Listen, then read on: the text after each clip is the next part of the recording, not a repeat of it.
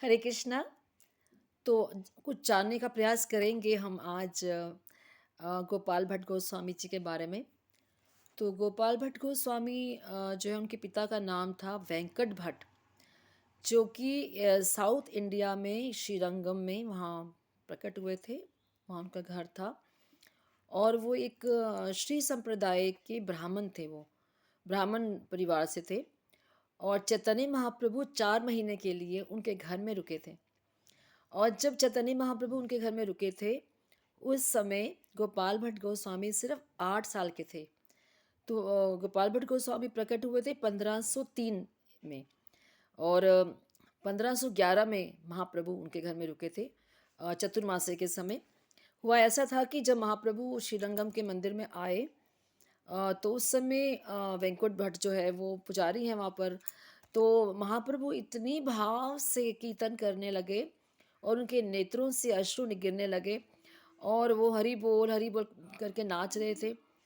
तो वेंकट वेंकट भट्ट ने सोचा ये साक्षात भगवान आ गए हैं क्या, और वो उनके रूप को देखकर इतने आकर्षित हो गए। और फिर चैतन्य महाप्रभु वहाँ पर महाभाव की वजह से वो गिर गए, वहाँ बेहोश हो गए। तो वेंकट भट्ट ने सोचा ये बहुत, या तो कोई कोई महानुभाव है, कोई ये बहुत ग्रेट पर्सन है या ये भगवान स्वयं है। तो उन्होंने आग्रह किया उनसे और कहा कि आप हमारे घर चलिए। और फिर जब वो आए महाप्रभु के घर में, तो उन्होंने कहा कि 4 महीने के लिए आप रुक जाइए। तो फिर महाप्रभु उनके घर में रुके और उनका ना एक साखे भाव था उनके साथ, वेंकट भट्ट के साथ। तो महाप्रभु उनको जानबूझ के कभी कभी छेड़ते थे कि तुम्हारी जो लक्ष्मी देवी है, जो वर्शिपेबल डीटी है तुम्हारी लक्ष्मी देवी, अपना वैकुंठ को छोड़कर वृंदावन में क्यों चली जाती है और वहाँ जाके तपस्या करती हैं वृंदावन में। वो रास में एंट्री चाहती हैं, ऐसा क्यों करती हैं वो। तो वेंकट भट्ट कहते थे मुझे तो इसका जवाब नहीं पता, आप तो साक्षात भगवान हो, आप ही बताइए मुझे, आप मुझे एनलाइटन कीजिए। तब चैतन्य महाप्रभु कहते थे कि जो नारायण है उनमें 60 क्वालिटीज़ हैं और जो विष्णु है उनमें 64 क्वालिटीज़ हैं। और उन 64 क्वालिटीज़ में जो है वो है प्रेम रस, माधुर्य रस, प्रेम रस, रूप रस, माधुर्य रस और लीला लीला माधुर्य। मतलब 4 तरह के माधुर्य हैं, रूप माधुर्य, वेणु माधुर्य, लीला माधुर्य और प्रेम माधुर्य। सॉरी। तो ये जो माधुर्य रस है ना, ये बहुत विशेष है इस भगवान श्री कृष्ण के अंदर। तो उन्होंने कहा कि इस कारण से सभी लोग अट्रैक्ट होते हैं, जहाँ तक कि लक्ष्मी जी भी अट्रैक्ट होती हैं कृष्ण के प्रति। लेकिन जो नारायण है वो गोपियों को अट्रैक्ट नहीं कर पाते। ब्रज की जो गोपियाँ वो नारायण की प्रति अट्रैक्टिव नहीं होती है, आकर्षित नहीं होती है। तो उन्होंने कहा कि एक बार रास के समय भगवान कृष्ण अंतर्ध्यान हो गए और वो नारायण का रूप धर के आ गए। तो सभी गोपियों ने क्या कहा नारायण जी से, नमो नमः, आप बताइए हमारे कृष्ण कहाँ चले गए हैं, कहाँ छुप गए हैं। तो वो नारायण के प्रति अट्रैक्टेड नहीं हो पाई गोपियाँ। तो गोपियाँ जो थी वो कृष्ण के प्रति अट्रैक्टेड थी। उन्हें वो प्रेम रस चाहिए था, वेणु माधुर्य चाहिए था, वो रूप चाहिए था, हाँ, और लीला चाहिए था, जो भगवान लीला करते हैं, प्रेम करते हैं, बांसुरी बजाते हैं। तो ये सारा जो रस है ये जो है कृष्ण के अंदर है, नारायण में नहीं है। तो इसलिए उनके प्रति अट्रैक्टेड नहीं होते थे। तो महाप्रभु जो है वो गोपाल भट्ट गोस्वामी को अपना जूठन खिलाते थे। जब उनके घर में गए वेंकट भट्ट के, तो उन्होंने जब बालक को देखा तो बहुत प्रेम से उन्हें अपनी गोद में बिठा लिया और हमेशा उन्हें जूठन खिलाते थे, उनको बुलाते थे अपने पास।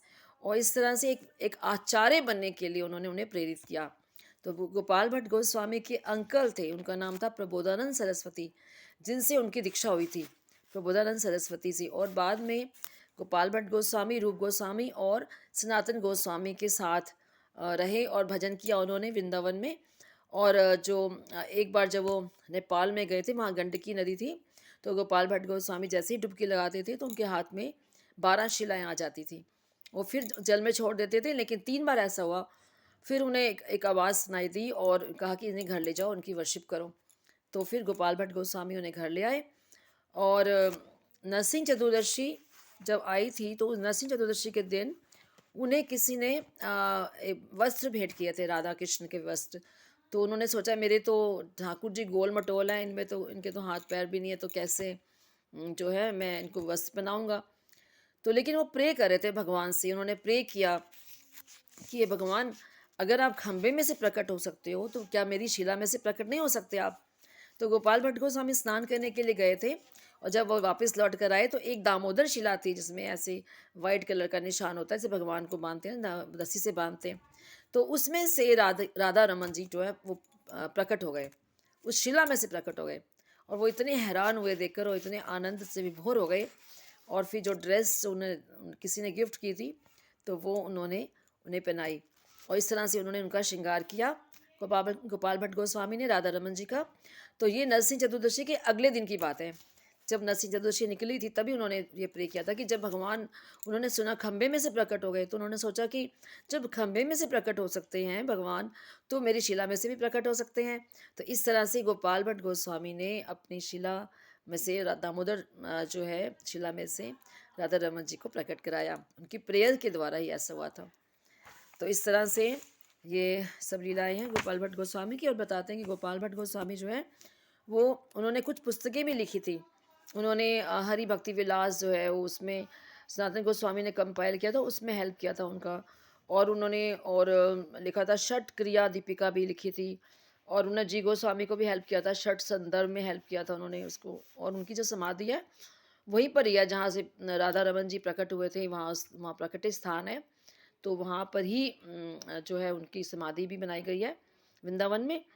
और जो राधा रमन जी हैं, जो गोपाल भट्ट गोस्वामी, उन्होंने श्रीनिवास आचार्य को भी दीक्षा दी थी, और बहुत से वैष्णव थे जिन्हें भी दीक्षा दी थी। और एक ब्रह्मचारी था, उसका नाम था गोपीनाथ ब्रह्मचारी। एक बार गोपाल भट्ट गोस्वामी उनके घर में रुकते हैं, एक ब्राह्मण के घर में।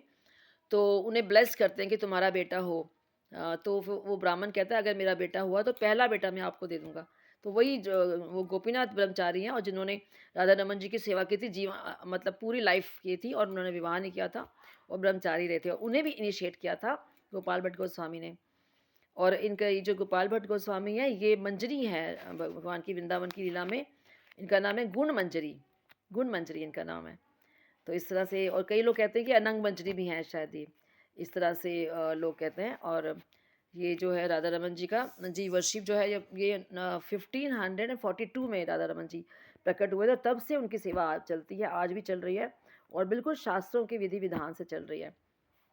तो गोपाल भट्ट गोस्वामी जी की जय। हरे कृष्णा।